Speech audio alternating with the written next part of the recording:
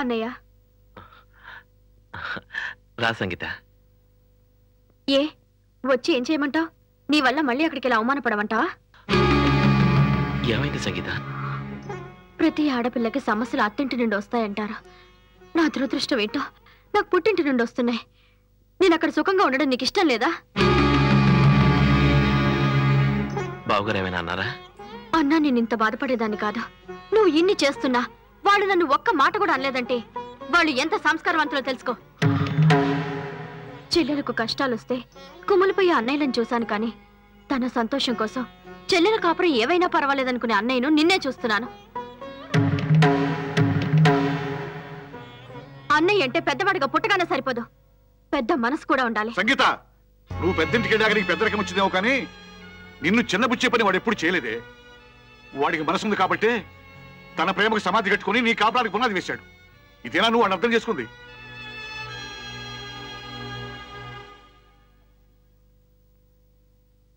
అయితే నన్నే కాదు నిన్ను కూడా మోసం చేస్తున్నాడు. మోసమా? లేకపోతే ప్రేమను చంపుకున్నవాడైతే ప్రియకు గిఫ్ట్ ఎందుకు పంపించాడు అడుగు నాన్న. గిఫ్టా? నేనెప్పుడు పంపించాను? ఇంకా ఎవరిని నమ్మించాలని నటిస్తున్నావు? ఇంత జరిగాక వాడు ఎందుకు పంపిస్తాడమ్మా? నిజంగా చెప్పు, నువ్వు పంపించలేదా? లేదే. ఇప్పుడు చెప్పు, పంపించలేదు? మంచి భర్తనిచ్చారు, నీ కారణంగా ఆయన రాక్షసుని చేసి మా ఇంటిని వల్లకాడు చేయకు.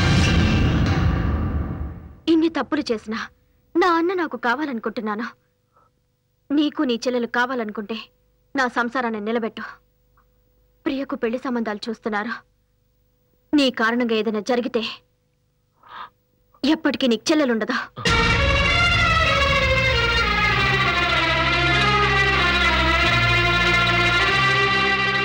నాన్న, ఆ గిఫ్ట్ ఎప్పుడు పంపించాను? వద్దురా, ఏమిటో నాకేం అర్థం కావట్లేదు.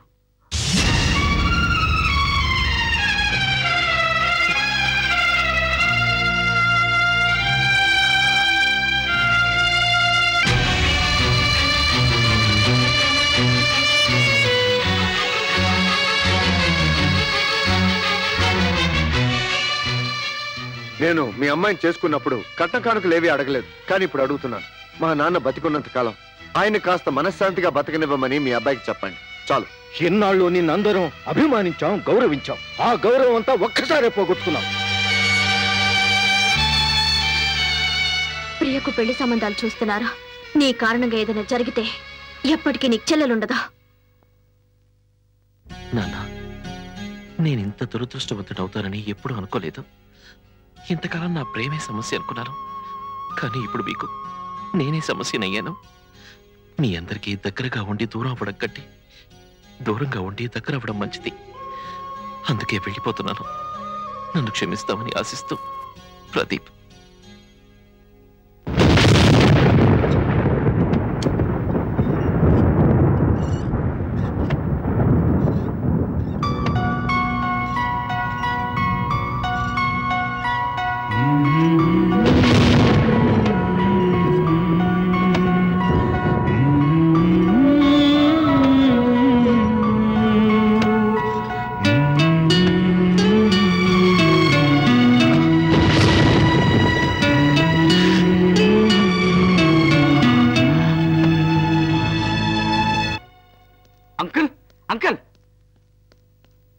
అంకుల్ అంకుల్, ఏమిట్రా, ఏమైంది? మన ప్రదీప్ లెటర్ రాసిపెట్టి ఇల్లు వదిలి వెళ్ళిపోయాడు.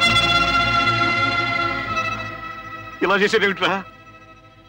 ఏం చేస్తాడు? ఏ చెల్లెల కోసం తన ప్రేమను చంపుకున్నాడు. ఆ చెల్లెలు వచ్చి తప్పు చేశా ఉన్నప్పుడు వాడు మానసికంగా చచ్చిపోయాడు. హరిశ్చంద్రరావు,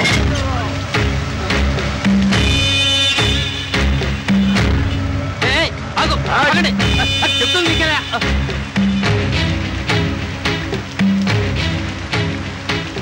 ఎవడరా నిన్ను లోపలికి పంపించింది? మరి అదిగా బయటికి నడు, లేకపోతే ప్రాణాలు తీస్తాను.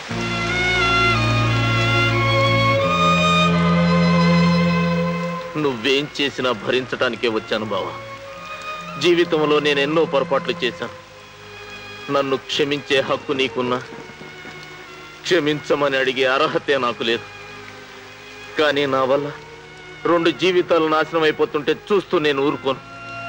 దయచేసి ప్రియని, ప్రదీప్ని ఒక్కటి చేయి బాబా. నీ సలహాలు వినాల్సిన అవసరం నాకు లేదు. నా బిడ్డల్ని కష్టపడి పెంచుకుంది నా జీవితంలాగా పాడు చేసుకోవడానికి కాదురా. ప్రియకిష్టం లేని పెళ్లి చేసి అల్లుణ్ణి తెచ్చుకోగలవు గాని తన మనసుకు నచ్చిన భర్తను తీసుకురాలేవు. ప్రేమ కోసం పెద్దవాళ్లనే వదులుకున్న వాళ్ళు ఎంతో మంది ఉన్నారు. కానీ ప్రదీప్ నీ కోసం ప్రేమను వదులుకున్నాడు, ఊరే వదిలి వెళ్ళిపోతున్నాడు. ప్రదీప్ తలుచుకుంటే నీ కూతుర్ని రెచ్చగొట్టి లేవ తీసుకుపోగలడు. కానీ మనసు చంపుకొని ఒంటరిగా వెళ్ళిపోతున్నాడు.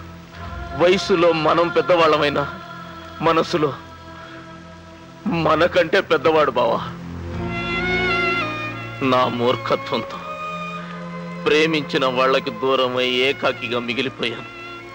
ఇప్పుడు నీ మూర్ఖత్వంతో ప్రేమించిన వాడిని దూరం చేసి అందరూ ఉన్న ఏకాకిని చెయ్యొద్దు బావా.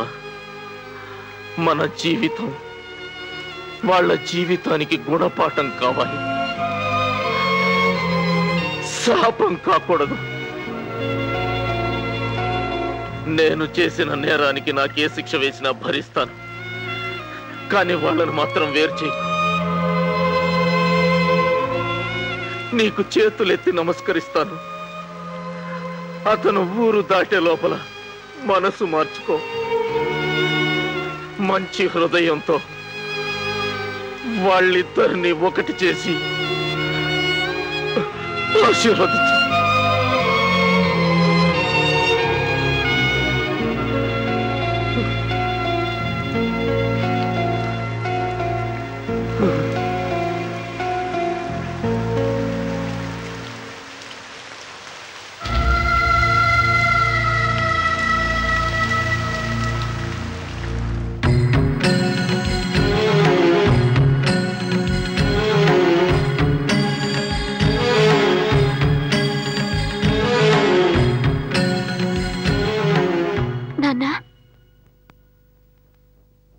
మళ్ళీ పెళ్ళెందుకు చేసుకోలేదు నాన్న అంటే, ప్రతి మనిషికి రెండు కళ్ళున్నా మనసు మాత్రం ఒకటే. ఆ మనసు పెళ్ళైనప్పుడే అమ్మకిచ్చేసానన్నావు. పెళ్ళైతేనే మనసిచ్చినట్టు కాదు నాన్న, మనసిచ్చిన రోజే పెళ్ళైనట్టు. నా మనసు ప్రదీప్కిచ్చాను. ఈవేళ మా ప్రేమ నువ్వు దూరం చేసినా తన కుటుంబం నుంచి ప్రదీప్ని మాత్రం దూరం చేయకు నాన్న.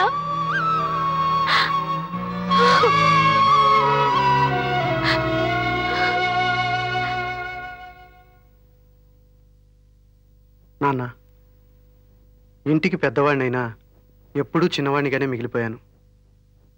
ఇవాళ ధైర్యం చేసి చెప్తున్నాను, నా బావమర్ది ప్రియకి ఇష్టం లేకపోయినా తన ఒంటి మీద చేయేసి మన కుటుంబానికి ఎంతో ద్రోహం చేశాడు. కానీ ప్రదీప్ తన మనసు చంపుకొని మన అందరి గౌరవం కోసం మన కుటుంబానికి ఎంతో మేలు చేశాడు. అలాంటి మంచి మనిషిని ప్రియ నుంచి దూరం చేయకండి నాన్న. తెలివిగా మాట్లాడాననుకుంటే నా మాట మన్నించండి, తెలివి తక్కువగా మాట్లాడాననుకుంటే నన్ను క్షమించండి.